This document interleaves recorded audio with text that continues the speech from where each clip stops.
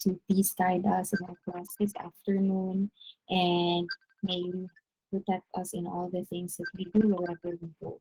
All this we ask and pray through Christ our Lord.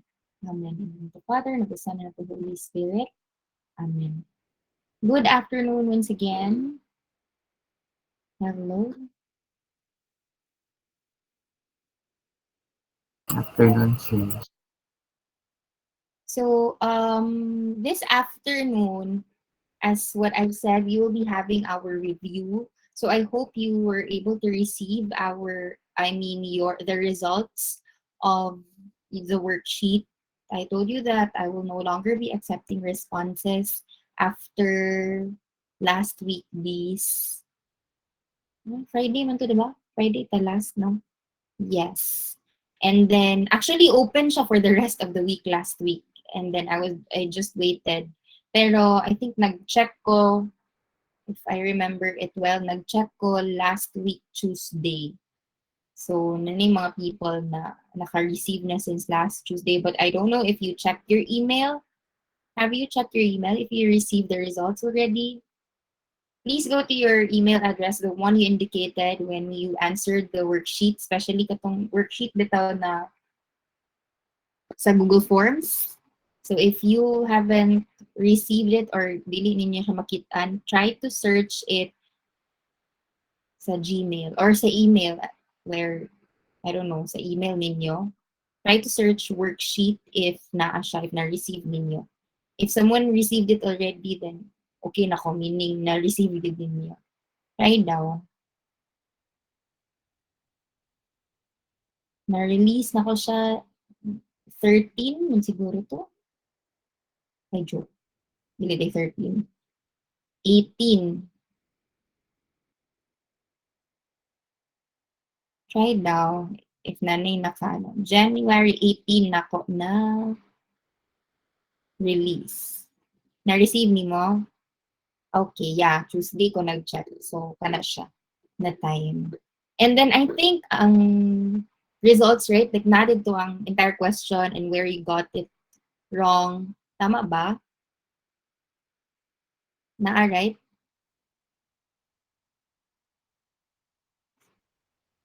For those who were able to see the results already. Diba? Nice score and then kung asang sayop, asang sakto.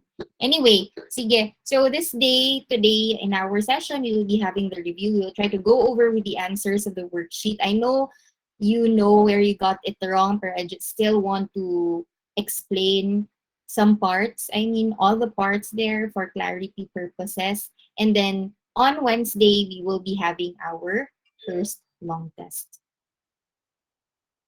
Sige, so let's start. Kailangan na na-edit man eh.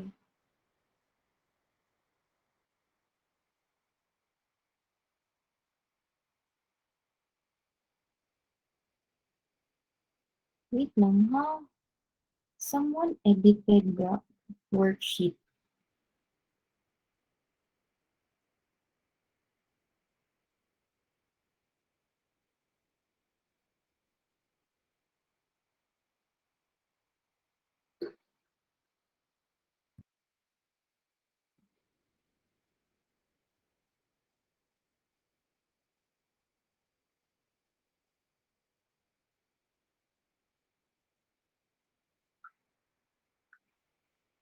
For a while.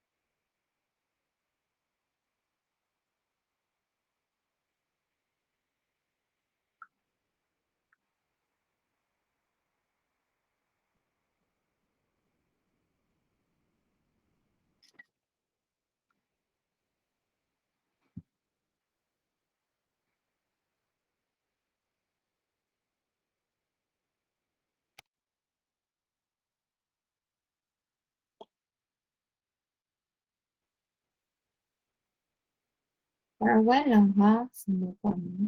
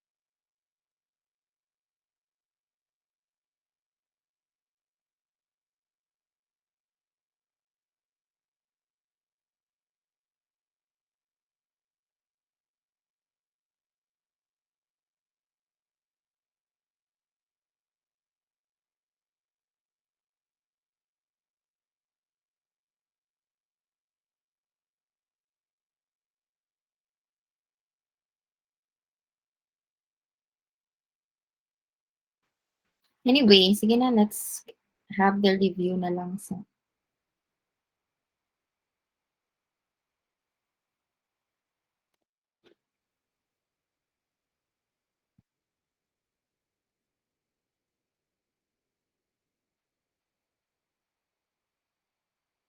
Can you see it, Clara? Okay, so this one is very important, the graphing part, as I've said, because in your long test, this will really come out. You will be plotting your demand and supply curve through a demand and supply schedule.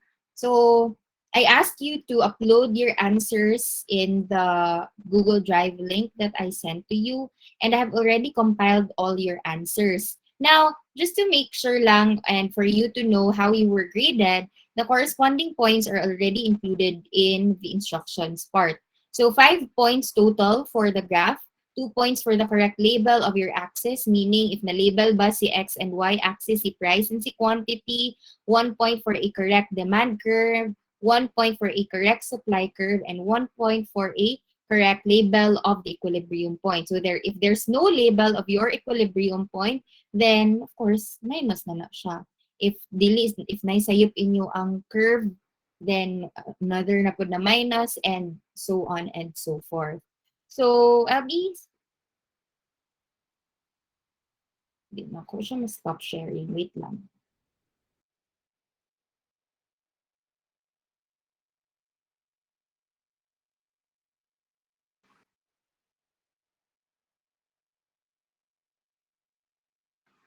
So, I will be sharing the graph, your answers actually, para you will see the difference of those who got it correctly and for those who got it wrong. I'll try my best good not to show your names, pero if nakabutang na yung name sa paper, hey, sorry kaayo. I don't mean to, reveal the names. Ang answers lang yun para maklaro lang ang correct way of graphing the schedule.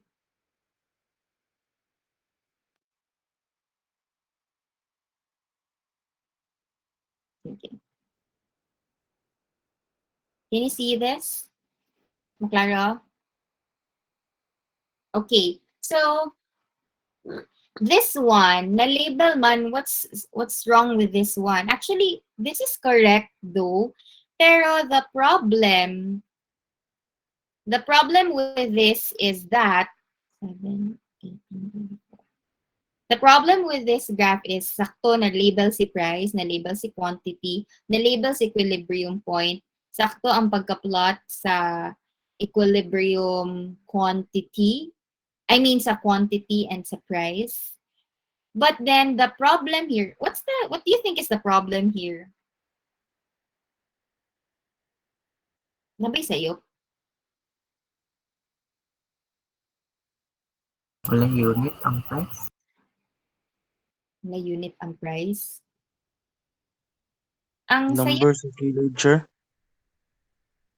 actually, ang sayop ani is ang label. I mean, ang label sa calibration. Sakto man ang number sa kani siya, sakto ni siya. Pero, sakto man po yung gibuhat. But diba, I remember I told you not to follow or not to plot what is in the given. I think, kani siya given man ni siya 0, 2, 4, 7, 9. 0, 7, 18, 24, 30. So, actually, mo ni siya ang naa sa schedule. Mo ni siya ang nasa sa schedule. Akong i-share balik ang ano ha.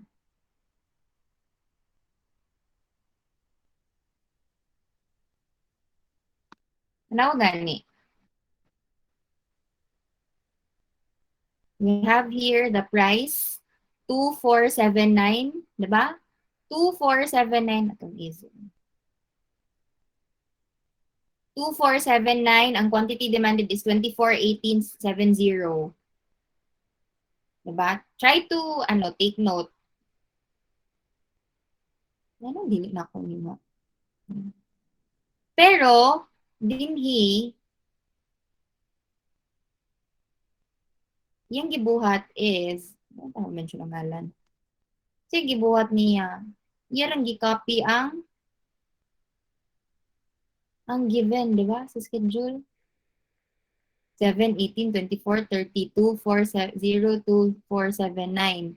That is the problem there. Di ba I told you, when you plot for for your demand and supply curve, in terms of calibrating, you use twos or ones. Kasi pasabutan na.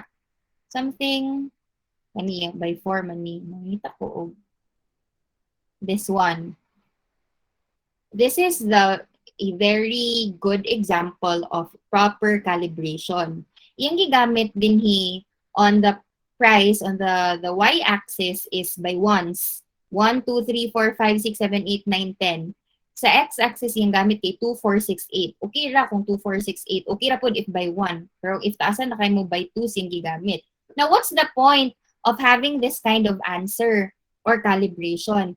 If this is your proper calibration, it would be easier for you to identify the equilibrium price and equilibrium quantity. Especially during the LTs, kani akong ipabuhat sa inyo, pangitaon lang equilibrium point. But during the LT, you will be asked to write what is the equilibrium price and what is the equilibrium quantity. So, if in ani inyong gibuhat, kani siya, it would be hard to decipher what really is the exact equilibrium quantity and equilibrium price. I mean, sakto man, pero the thing there is, it would be hard for you to know the equilibrium price and equilibrium quantity. So, inana siya ha, if moabot na siya by 1,000, kana, pwede na mo mag-buy 100. If moabot og 100, pwede mo mag-buy 10. Pero, in the example that we have, until 30 raman siya. So, kasi pwede by 2s lang. Dili kay 10 rataman. So, di ba? By ones. So, as you notice here, mas dali niya na pangita. Are you still with me? Are you listening, 9H? For those who are not turning on their camera, please do turn on your camera. Ito maka-turn on. Palihog ko. Like for this one, di ba, mas dali niya nakitaan nga, okay, the equilibrium price is actually 5 and the equilibrium quantity is 14. Whereas this one, unsay problem ani? Naglibog siya. Sakto man yung gibuhat. Yung gigamit is by 4. Nag-4 siya. There's nothing wrong with this graphing. Ang problem lang is, another point that you have to consider is if you're not using graphing paper, I'm not requiring you have to buy graphing paper. Pero if you're not using graphing paper, you have to make sure that the gaps in between your numbers sa inyong pag-calibrate are equally divided. Like, sakto ang spacing. Kaya parehaan ni, sakto yung pagka-plot, sakto man ang sakto man tanan. It's just that it would be hard to know kung sa pagid ni 5 bagid ni siya or 5.1. Do you get my point? Di ba naglibog siya kung 5.1 or 5? Pero the answer is this one. 5 gid siya. Nasabtan ba akong point? 9H? Di ba? Sa kanya siya, sakto. Though sakto yung answer. Sakto ang pagka-plot. Lisod lang i-identify if it's really 5 because of the unequal na sharing sa or ang gaps in between the calibration. So, nasabtan ba? Do you get my point here? Sige, another example. Actually, these are your answers ha. Wala lang kung nagbutang og names for the others. You know who you are, so please do learn from this one. Kani siya, this is correct. So, you have here, yeah, I think perfect money. 14 na quantity and then 5 with the labels, equilibrium point sa quantity and sa price. Wait, kay murag baliktad kay siya no. So magbaliktad sa tanaw ani. Kani, sakto gyapon siya. Here and here. Sakto man. Wala lang gyud gi properly butang kung asa ang mga points. But still, correct man noon ang graph. So, please make sure next time para mas dali sa inyo to put the points. This one, this is correct. The answer here is, yeah. So, 15 and 5. So, this is correct. Dagkul kayang ubang circles. Kani wala lang siya natunong. Diba? So, dapat lang matunong siya next time. Pero sakto man ang point and ang quantity. I mean ang price. Also, this one, I appreciate the line though. But, yeah, sakto magyapon siya. Wala lay label ang equilibrium point. So, it's very crucial. That's why you have to read the instructions carefully. I-label ba siya or not or whatsoever. I think so far, mo ni siya ang pinaka-neat na kung makita. Neat mo gyapon tong isa. Katong first example na correct. This one is correct. Next. Kani siya. What seems to be the problem here? Unsay problem? Sige daw, kamo daw analyze. Unsay problem? Calibration. Yeah, the calibration. Actually, ang pag-plot dayon, di ba? Di na dayon mao ang plotting. Tungod kay, sayop naman ang calibration. So, muna nga, di ko sure kung unsa ni 7, 9 lugar ang equilibrium quantity. So, dapat inani siya para mas clear siya. Nasabtan ba? You know who you are, so please do learn from this already. Though sakto ang labeling, sakto man ang calibration. Kasi masayop na ka sa calibration, expect yun na masayop na yun ka after. And I think, this one, 14, 5, okay. Nag-by 3s siya. Pero gapon. Pero again and again, as I've said, there's nothing wrong with kanang tagko nga calibration na numbers like by 3s or by 5s. The main problem lang with that one is you're not really sure what is the exact answer if you are asked with a specific price and quantity. So muna nga dapat kay accurate gid siya. This one, okay, this is correct. Though, yeah, nag-buy 5 siya. Okay naman na ang yapon, pero ito lang, yapon akong point. Same point. Ay, good. This one, also, it's with the calibration. Wala may problema, but then again, the accuracy, same with this, 18. Same calibration yapon. You see how important calibration is? Masabtan ba na MH? Hello? Ito kasturya dili? Yes. Kung siya wala labels, ay naday natin. Isa. Kaso lang, dapat 14 ni sila mag-meet. 5 dahil naman.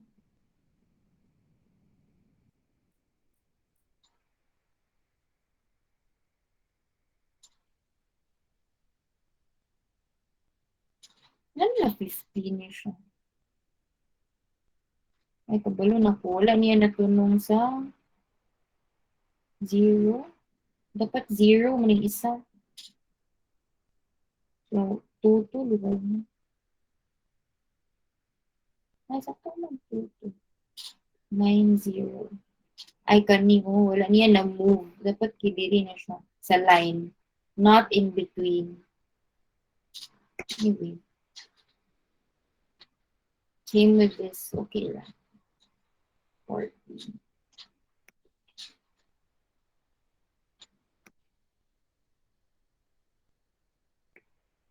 Nasabtan ba akong pasabot with the calibration, the labeling, and the accuracy on the gaps sa sa graph?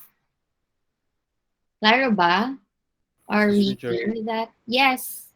Chair, na question, Chair, ba about sa katong una bitaw nimo gisyo nga one example katong correct. Yes lang nga. Kato, Chair, ba kay correct sa Chair? Kay sa ako kung na-receive nga sa itong pagbalik, Chair, ba kay wrong? Hindi, nag-minus lang ko, di ba? I told you lang ganan ako i-minus if na ay dili Kani siya, sakto man siya pagkalibre. But then again, there's no definite answer with this one, manggod. Dapat manggod, with your equilibrium point, mas klaro like asa siya natunong. So, it would be hard to decipher asa gyud ang pasabot ani nga answer. Wait lang ha.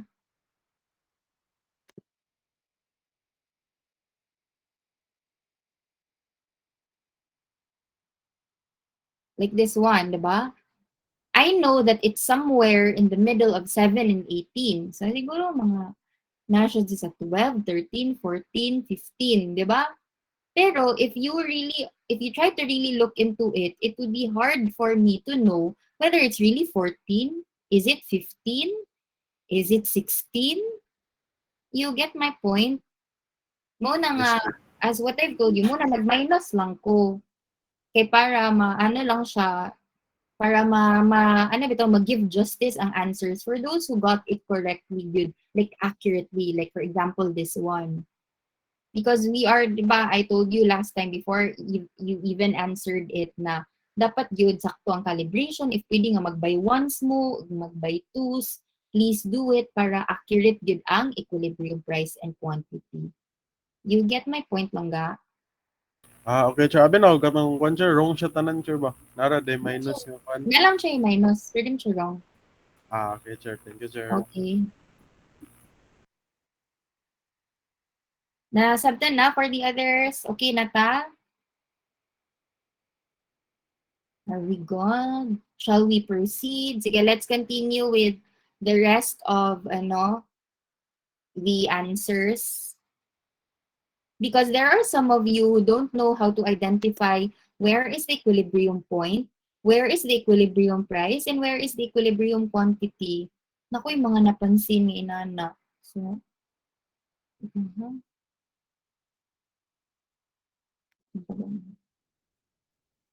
Like this one, based on the graph, what is the equilibrium price? 9. Okay, very good. 9. How did we get 9? Sige, for the benefit of everyone. Asa man na nakuha sa equilibrium price nga 9? Now, to start with identifying the equilibrium price, you have first to locate the equilibrium point. Asa man na sa equilibrium point? The equilibrium point is the point where the demand and the supply curve meets. So, what color is your demand curve, by the way? Yellow. Okay, it's yellow. And then kaning peach or pink or whatsoever, this is your supply curve. Please lang ila-ilaha gyud what is demand curve and supply curve in the graph. Because if you are asked kung asa si quantity supplied and quantity demanded, that's very important. So, now that you know the equilibrium point is kung asa sila nag-meet. Di na rin mo mahibalaan where is the equilibrium price. You will know the equilibrium price. We know that price is on the y-axis. So kung asa siya natuno nga price, kani nga point, siya o na ginato ha, kani nga point kung asa nag-meet si demand o si supply curve, kung asa siya natuno nga price, kaning price, muna siya mong ginatawag nga equilibrium price. Nasabtan? Nasabtan, NH? Tambanon ka ni. Nasabtan ba? Are you with me? Yes, sir. Aside from Miles, how about the others? Are you still with me? Yes, Chair. Klaro ba? Yes, sure. Sige. So now that you know the equilibrium price, kung si equilibrium quantity is the quantity, we know that quantity is on the x-axis. The equilibrium quantity is the quantity kung asa natunong sa equilibrium point. Okay? Equilibrium price, equilibrium quantity. So the answer here is, since it's asking for the equilibrium price, the answer is 9. Clear? Claro?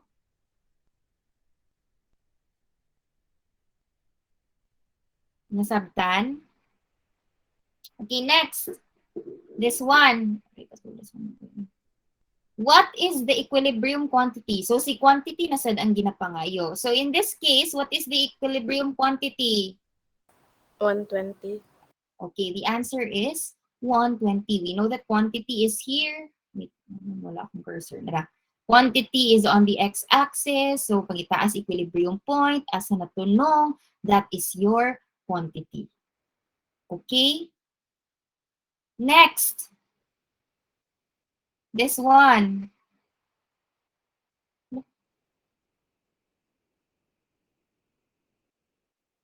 Wait lang, ha?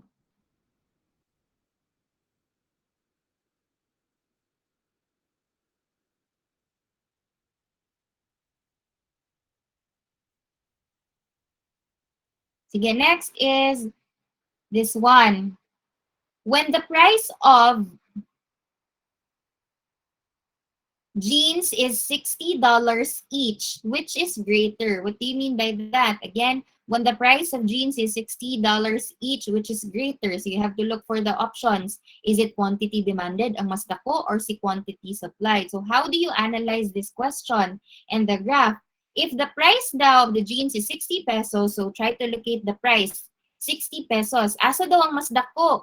Is it quantity demanded or quantity supplied? How are you going to look for that? How do you know pila ang quantity demanded o quantity supplied? Dapat kaila mo asa si demand o si supply curve. So this is, asa man, what color is demand curve there? Purple. We have there the purple ones. And then the supply curve is the blue Blue. ones. So for you to know what is the quantity demanded and quantity supplied, you have your quantity. Pangitaa dayon ang curve. This is the demand curve. So you will know pila ang quantity demanded if itunong nimo siya sa price na given. We are looking for the price of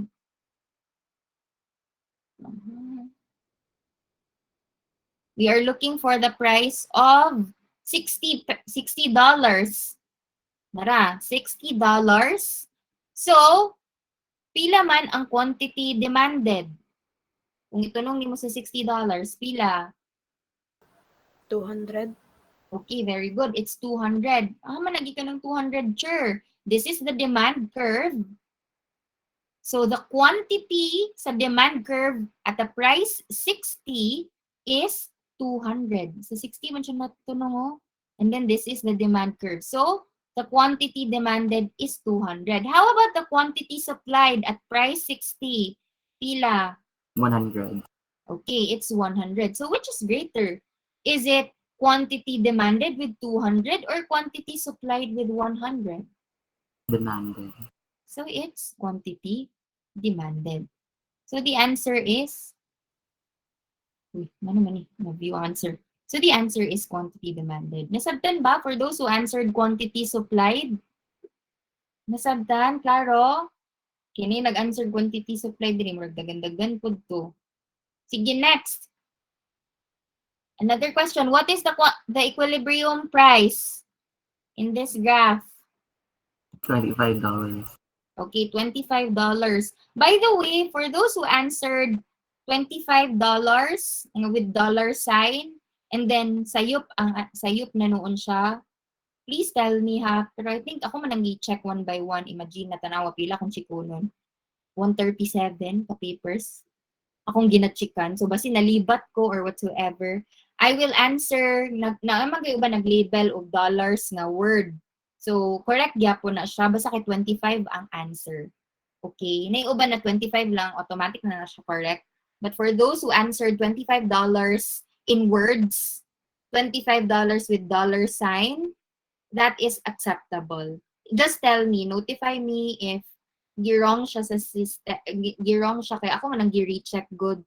Inay-uban na nasayo tungod kay case sensitive si Google Forms. Okay? The answer is $25. This is the equilibrium point. This is the price, equilibrium price. Next, if the price of books is $15 each, would there be $15 each? Would there be a shortage or a surplus? Shortage. Shortage. Why man lang nga? Ira. Ano shortage man? The simplest answer you can give. Okay ra. Demand is 300 while quantity supplied is pila gana ito, Chair? 15? 15. Demand is 240 and supply is only 150. Very good. So mas dako si 240. Yes. So therefore, demand is greater than supply. So na siya shortage. Another explanation. Nag-raise zero. Chair, ako, Chair. Yes. Below siya sa equilibrium price. Okay, very good. So kato siya, both answers are correct. For IRA, it's a much complicated analysis, which is very good. Kay gi-analyze gid niya ang number of units or the quantity. Mas dako do si 240 kaysa sa 150. Therefore, there will be a shortage. But trying to look at it right away, because it's below the equilibrium price, below the equilibrium point, as what Rupert said, mo na nga na siya shortage. As simple as that. You can determine if it's shortage or surplus. Very good. So the answer here is shortage. Okay? This one, may uban na dili kabalog tan-aw sa new equilibrium price. Sige, what is the new equilibrium price based on the graph here? 12. The answer is 12. May nag-answer og kuon. 10. 10 ba to? May nag-answer og 10 last time. So, ang 10. Uy. Now, looking for the equilibrium price, dapat pangitawin niyo yung equilibrium point. And the arrow will tell you what is the new curve. So, meaning, kani siya ang old, kini padulong man dito ang arrow, meaning mo ni siya ang new. So, from the old equilibrium point, nahimo siyang new equilibrium point. So, since we are looking for the price is 12. So, 12 na siya. Okay? Klaro ba? Am I too fast? Okay ra? Sakto lang? Keeping up? 9H? Hello? Okay ra? Yes, sir. Yes, sir. Thank you for the response. Next, demand shifts to the right. What happened to equilibrium price? At one glance, dali ra kay siya makita. Increase. Okay, nag-increase. From 9, nahimong 12 ang price. So, there is an increase sa equilibrium price. Pero, remember the discussion that we have, katong mura siya o technique. Diba? If mag-increase in demand, both equilibrium price and equilibrium quantity will also increase. So, remember that. So, the answer here is letter A, equilibrium price increase. Next, supply shifts to the left. What happened to equilibrium price? Increase. Okay, still increase. From 9, this is the old equilibrium point, himong 12. So, increase gyapon. Next, supply shifts to the left. What is the new equilibrium price? Pila ang new equilibrium price? 6. Okay, you have 6. This one is your new equilibrium point from 9. Balin siya dire, so you have 6. Demand shifts to the left. What happened to the equilibrium price? Decrease. Okay, nag-decrease from 30, nahimo siyang 25. So, nibaba ang equilibrium price. Klaro ba sa graphing na part? Do you Yes, now sir. know how to understand and analyze the graph? So for the long test, there are times wherein you will have to identify what happened to price, to quantity, what is the equilibrium price, what is the equilibrium quantity, will there be a shortage or will there be a surplus, and so on. And then remember, katong ipa-compute mo sa shortage quantity and sa surplus quantity, remember also that one. Kay mo gawas gyapon na siya. And of course, dili gyapon kalimtan no ang word problems, analyzing situations. This is very important as well. Daghan kayo analysis gyapon sa situations or mga word problems. So this one, the price of a gallon of gasoline will increase next week, affecting the sale of gasoline. Please do follow katong steps nga akong gitudlo. First is you have to identify demand ba siya or supply. In that situation, kadak-an nato gamay ko siya. Ay, joke. Kana. In that situation, is that demand or supply? Demand. Demand.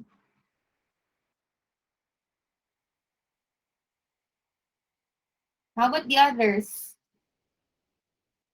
Demand or supply? May answer mo ba? Safe mo diri. The answer is demand, affecting the sale of gasoline. So this is, ang sira na nato diretso kay sayang ang oras. Okay, so this is in the perspective of the buyers, sale sa gasoline, kung pila ang nabaligya sa gasolina. So we know that this is demand. So what will happen to demand? Will it increase or decrease?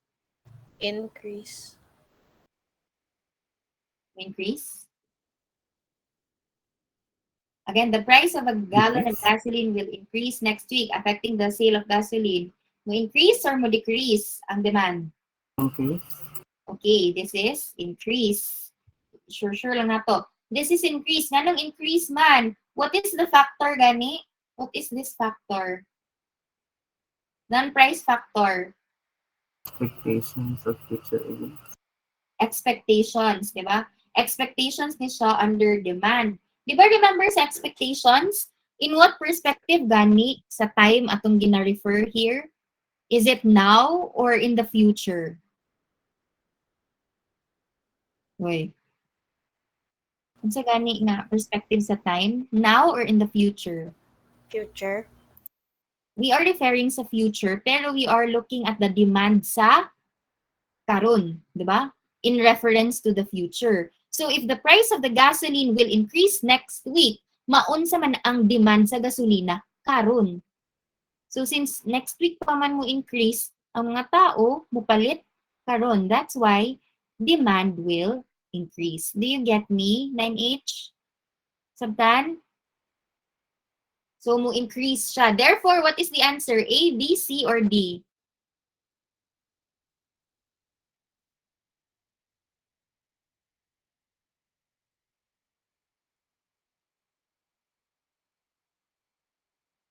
B. The answer is, letter B. Equilibrium price will increase and equilibrium quantity will increase. Sure, asa man nakuha? Sure. Di ba remember katong changes sa demand and supply, ay changes in equilibrium quantity and equilibrium price? If musaka si demand, both equilibrium price and equilibrium quantity will increase. So the answer is letter B. Claro?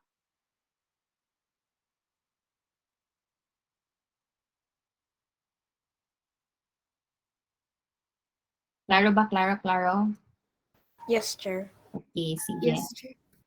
Next, this one. Due to the devastation of Typhoon Odette in Siargao, many farmers were affected in the production of coconut in the island.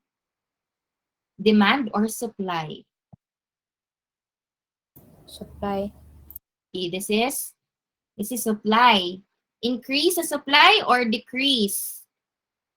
Decrease. Decrease. Okay, this is decrease. What factor caused the decrease? Saan yung non-price factor?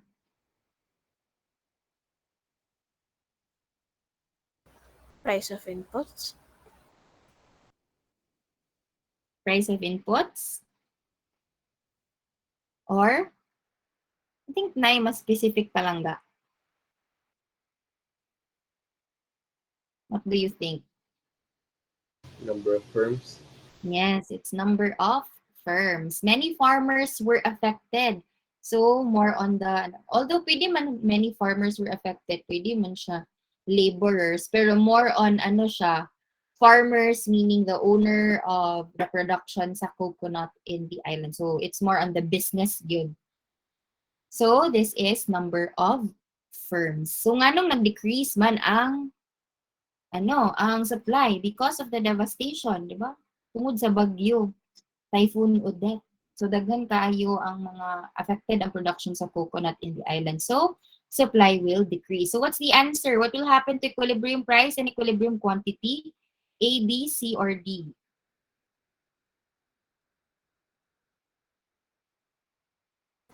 A. Very good. The answer is letter A. Nag-decrease ang supply, so opposite sa equilibrium price.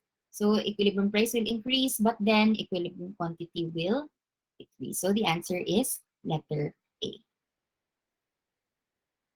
How about the others? Still following? Sige, this will be the last question. Still following, 9H? You are following. Yes, Chair. Okay. Last question. Printing textbooks has been much efficient due to the newly acquired fast printing machine by the Wells Printing Shop. Demand or supply? Supply. This is supply. Increase or decrease in supply? Increase. Increase. This is increase. Factor? Level of technology. Okay, level of technology. What will happen to equilibrium price and quantity? A, B, C, or D? D. D. Okay, it's letter D. Since there is an increase in the supply because of the level of technology na may mga fast printing machine, so there will be an increase in the supply. So kung increase ang supply, equilibrium price will decrease while equilibrium quantity will increase. Nasabihin ba?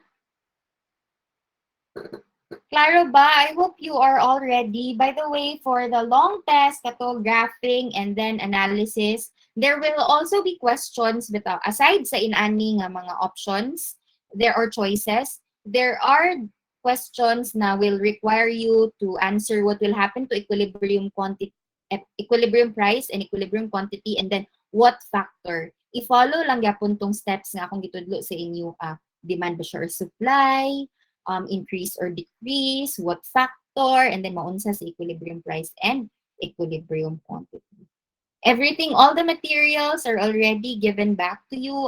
Kato, the PowerPoint, the slides are already uploaded in Silid. This one, ano ni siya ang results. If you can't find your copy sa results, ani, you can search it in your email. Katong email that you provided when you answered this one, try to search for worksheet. Mugawas man ni siya. And then, the correct answers will be there. Then you will know where you went wrong. Okay, or where you got mistaken. Questions? Questions, mga langga? Am I clear? I hope it's clear, ha? Please do study for the long test tomorrow. And then, on Wednesday pala. Di mo dito mag-meet tomorrow. So please prepare for the long test on Wednesday. Are there questions before I leave? Wala na? So None, if there's none, I hope you learned something. Keep learning, everyone, and have a great week ahead. Goodbye, and thank you, 9H. Bye, Bye, Chair. Chair. Bye, Chair. Thank Bye. you.